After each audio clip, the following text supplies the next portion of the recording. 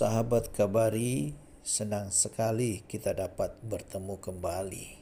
Saya percaya Allah kita yang hidup itu selalu menyertai kita, melindungi, memelihara, dan memberkati kita semuanya. Sahabat kabar yang dikasih Tuhan, hari ini tema kita adalah fokus pada Tuhan. Saya akan bacakan dari Kejadian 18 ayat 14 dan 15. Adakah sesuatu apapun yang mustahil untuk Tuhan? Pada waktu yang telah ditetapkan itu, tahun depan aku akan kembali mendapatkan engkau.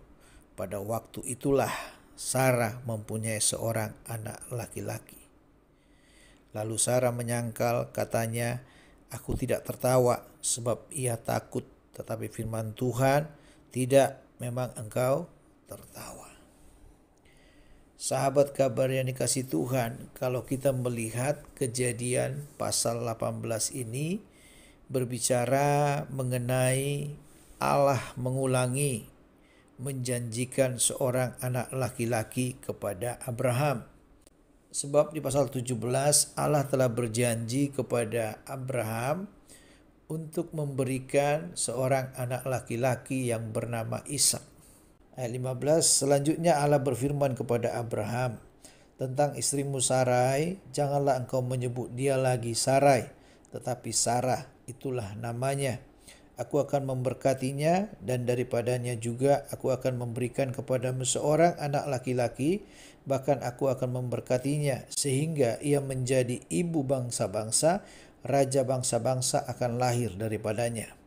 Sahabat kabar yang dikasih Tuhan, kita melihat di sini bahwa perjanjian yang Allah berikan kepada Abraham dan juga kepada Sarah, bahwa Allah menjanjikan seorang anak laki-laki kepada Abraham di dalam ayat 19, tetapi Allah berfirman tidak, melainkan istrimu Sarah lah yang akan melahirkan anak laki-laki bagimu dan engkau akan menamai dia Ishak dan aku akan mengadakan perjanjianku dengan dia menjadi perjanjian yang kekal untuk keturunannya.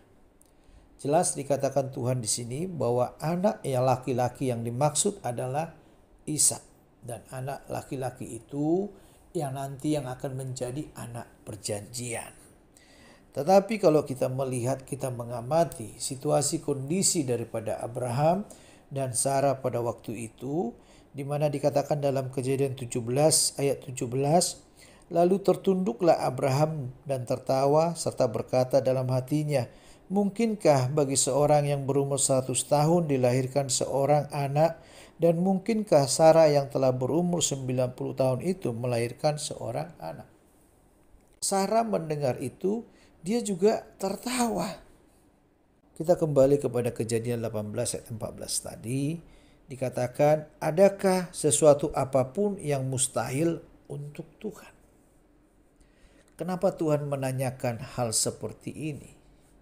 Kenapa Tuhan harus menanyakan kepada Abraham yang dikenal sebagai bapak dari orang beriman?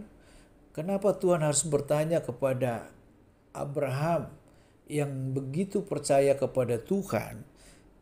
Dan pertanyaan itu sungguh sangat benar-benar harus kita pahami bersama juga. Sebab Tuhan berkata, adakah sesuatu apapun yang mustahil untuk Tuhan? Sahabat kabar yang dikasih Tuhan, dalam hidup ini, kita bukan tidak percaya akan adanya Tuhan. Kita bukan tidak percaya akan kesanggupan Tuhan untuk melakukan hal-hal yang mustahil itu bagi hidup kita. Kita tidak fokus kepada Tuhan yang menuntun iman kita.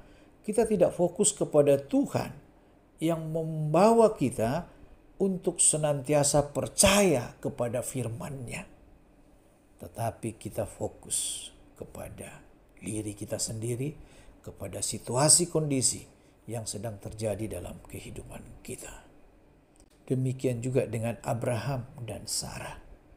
Mereka fokus kepada keadaan fisik mereka. Abraham 100 tahun, Sarah 90 tahun. Kalau melihat fisik, memang mustahil mereka akan punya anak.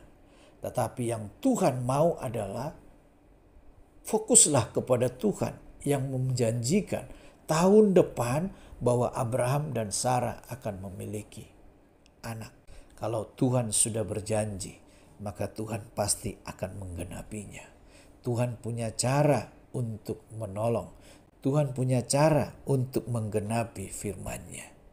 Sahabat Kabari yang dikasihi Tuhan, kita tahu bersama bahwa Tuhan menggenapi apa yang dijanjikannya pada Abraham.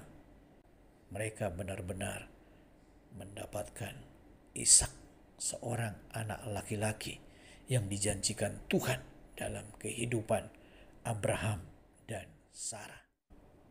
Sahabat Kabari yang dikasihi Tuhan, dalam kehidupan kita juga, fokuslah kepada Tuhan.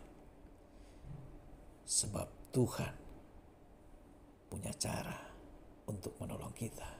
Sebab Tuhan tahu cara yang tepat untuk menolong kita. Cara yang tepat untuk memberkati kita. Tuhan tahu cara-cara yang tepat untuk memberkati kita semuanya. Meskipun kita diperhadapkan kepada keadaan-keadaan yang sulit, kita diperhadapkan kepada berita-berita tentang tahun 2023, jangan pandang sekelilingmu, jangan pandang kepada dirimu sendiri, tetapi pandanglah kepada Tuhan. Fokus kepada Tuhan. Fokus kepada Tuhan yang mana Tuhan sanggup untuk melakukan perkara-perkara yang mustahil. Karena bagi Tuhan tidak ada yang mustahil. Fokuslah kepada Tuhan. Percayalah. Jangan digoyahkan oleh godaan-godaan, oleh berita-berita yang menakutkan. Tetapi tetap fokuslah kepada Tuhan. Maka kita akan menerima hal-hal yang mustahil daripada Tuhan. Berkat-berkat yang mustahil, pertolongan-pertolongan yang mustahil, kesembuhan yang mustahil buat kita yang sakit, Tuhan akan berikan bagi kita. Fokuslah kepada Tuhan. Saya percaya bahwa Tuhan sanggup untuk menolong kita dan Tuhan sanggup untuk memberkati kita, sebab Tuhan adalah Allah yang hidup dan di dalam Tuhan atau bagi Tuhan tidak ada yang mustahil.